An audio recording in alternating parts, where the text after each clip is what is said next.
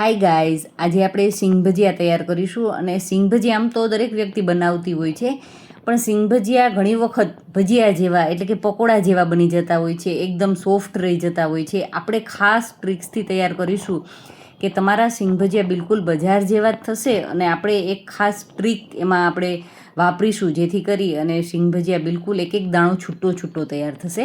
તો સૌથી પહેલાં એક વાસણને આપણે પાણીથી ભરેલું છે, એમની અંદર ચાળણી રાખી દીધી છે. ટૂંકમાં કોઈ પણ કાણાવાળું વાસણ હોય એ આપણે રાખી દઈશું. અને કોઈ પણ એક કટોરી સેટ કરી અને અમે 1.5 કટોરી ભરી અને સિંગદાણા કાચા લીધા છે અને એમને પાણીની અંદર આ રીતે રાખી દઈશું. અને 1 થી 1.5 મિનિટ જ આ પ્રોસેસ કરવાની છે પાણીની અંદર. વધારે સમય પાણીની અંદર રાખીશું તો દાણા અંદર સુધી સોફ્ટ થશે અને સિંગ ભજીયા છે એ ગમે ત્યારે આપણે ફ્રાય કરીશું તો એ લાંબો ટાઈમ સુધી ક્રિસ્પી નહીં રહે. તો બસ 1 થી 1.5 મિનિટ જેટલો સમય થયો છે. મેં પાણીમાંથી દાણા છે કાઢી લીધા છે અને એક બીજું બાઉલ લેશું, એમની અંદર સિંગદાણા બધા છે એ લઈ લેવાના છે.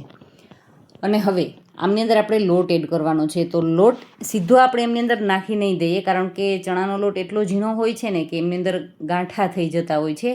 તો કોઈ પણ આ રીતની ચાળણી લેશું અને એમની અંદર આપણે એક આખું બાઉલ ભરી અને ચણાનો ઝીણો લોટ લીધો છે અને એમની અંદર 1 ચમચી ભરી અને ચોખાનો લોટ લીધો છે. અને હવે એ જ 1.5 ચમચી ભરી અને કોર્નફ્લોર લીધો છે. હવે એમની અંદર સ્વાદ અનુસાર નિમક, હિંગ, લાલ મરચું પાવડર અને ચપટી ખાવાના સોડા નાખી દઈશું. અને આ બધું જ મિશ્રણ છે આપણે ચાળી લેવાનું છે. આમ કરીશું એટલે એ દાણાની ઉપર સારી રીતે એ બધું છે એ સ્પ્રેડ થઈ જશે અને ઇક્વલી એમની ઉપર આ બધાનું કોટિંગ થશે. અને ઘણી વખત આપણે સાંભળ્યું હોય છે કે સિંગ ભજીયામાં શું હોય છે, આમ લાગે સહેલું અને આમ તો સહેલું પણ છે, પણ જો એમાં નાની નાની બાબતોને આપણે કાળજી નહીં રાખીએ ને તો સિંગ ભજીયા છે ને એમની ઉપરનું જે કોટિંગ થવું જોઈએ ને એ પરફેક્ટ નહીં થાય. હવે જુઓ, વિડીયો કદાચ થોડોક તમને લાંબો લાગે પણ આપણે વ્યવસ્થિત શીખવું છે તો થોડીક શાંતિથી આપણે જોઈશું. જુઓ, હવે હું ચમચીની મદદથી આ રીતે સિંગદાણાની ઉપર કોટિંગ કરું છું લોટનું. તો આ રીતે એકદમ હળવા હાથે કોટિંગ કરીએ છીએ આપણે, તો તમે જોઈ શકો છો કે દાણા છે હજુ એમની ઉપર દેખાય છે, બરાબર કોટિંગ નથી થયું. તો એમના માટે શું કરવાનું છે, તો આપણે અડધું બાઉલ જેટલું પાણી લીધું છે અને આ રીતે આપણે પહેલાં પાણીને હાથમાં લઈશું અને આ રીતે હાથમાં લઈ અને સ્પ્રેડ કરીશું. એટલે શું થશે કે એમની ઉપર વ્યવસ્થિત બધી બાજુ પાણી છે એક સરખું પહોંચશે.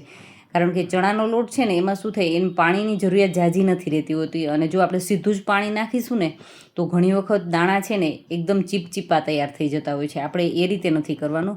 માત્ર ઇક્વલી દાણાની ઉપર કોટિંગ થાય ને એટલા માટે થઈ થોડું થોડું પાણી હાથમાં લેતા જશું અને બસ હળવે હાથથી જ આ રીતે મિક્સ કરવાનું છે.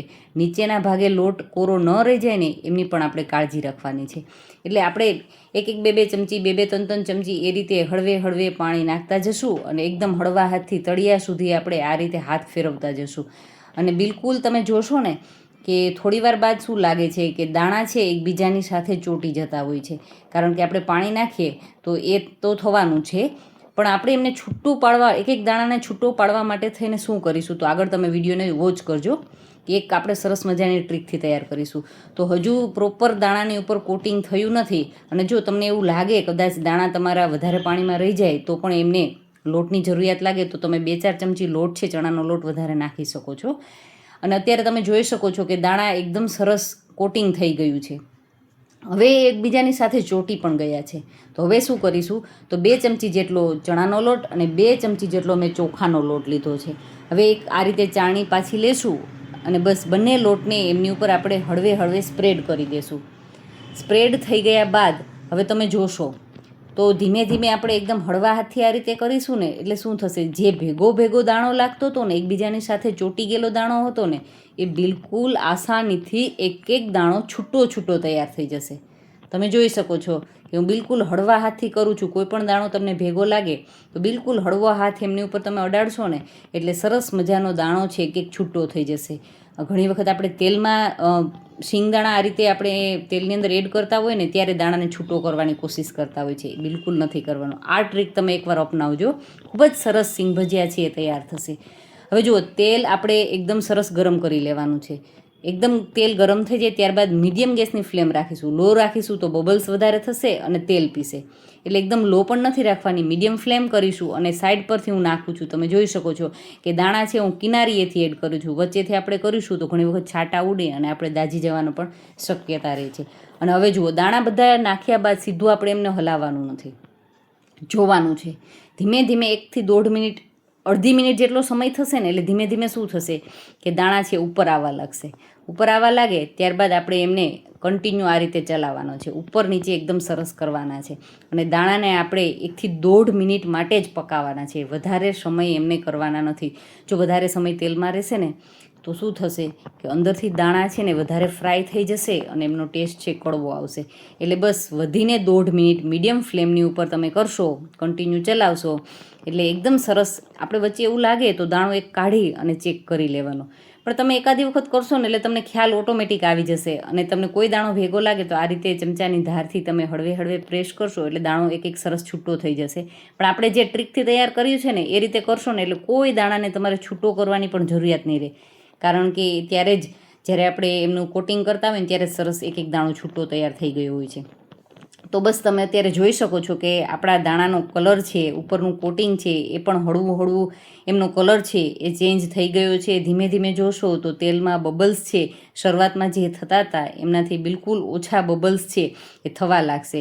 તો બસ એ બધી જ આપને સાઇન બતાવશે કે આપણા સિંગ ભજીયા છે એ પ્રોપર કૂક થઈ ગયા છે. કન્ટિન્યુ ચલાવવું જરૂરી છે, એમને છોડી બિલકુલ નથી દેવાના. જો તમે છોડી દેશો તો સિંગ ભજીયા છે એ દાજી પણ જશે.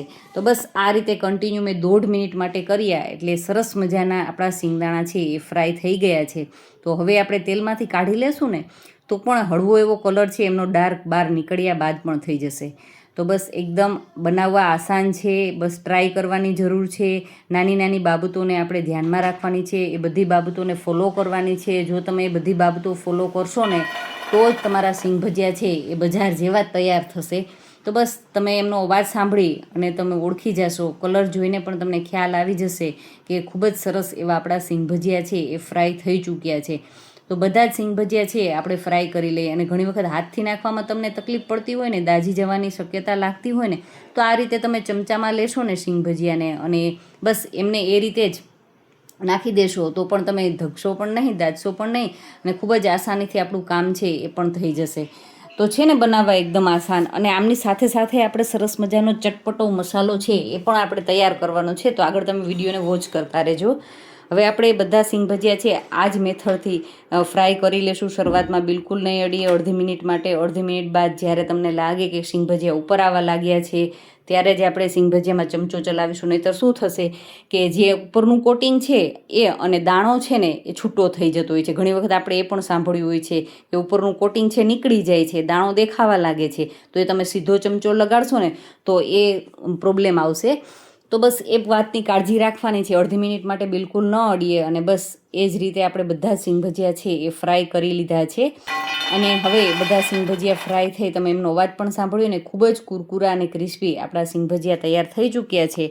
તો હવે આપણે એમનો મસાલો બનાવી લઈએ. તો મસાલો બનાવવા માટે પણ કોઈ જાજી વસ્તુની જરૂરિયાત નથી. સૌથી પહેલાં આપણે કાશ્મીરી લાલ મરચું પાવડર 1 ચમચી જેટલો લીધો છે, અડધી ચમચી જેટલો સાકરનો પાવડર, 1 ચમચી જેટલો સંચળ પાવડર લઈ લઈશું, અડધી ચમચી જેટલો ચાટ મસાલો લઈ લઈશું. અને હવે એમની અંદર થોડુંક આમચૂર પણ એડ કરી દઈશું અને મરી પાવડર પણ લઈ લઈશું. હવે આ બધી જ વસ્તુને આપણે એકદમ સારી રીતે મિક્સ કરી લેવાની છે. મસાલો સરસ મજાનો મિક્સ થઈ જાય, બિલકુલ ગાંઠા ન રહીએ એમની કાળજી રાખીશું. અને બસ આ મસાલો છે, ચટપટો મસાલો તૈયાર થઈ ગયો છે. તો સિંગ ભજીયા પણ ફ્રાય થઈ ગયા છે, મસાલો પણ તૈયાર થઈ ગયો છે. તો બસ વાર શેની છે, મસાલો મિક્સ કરવાની.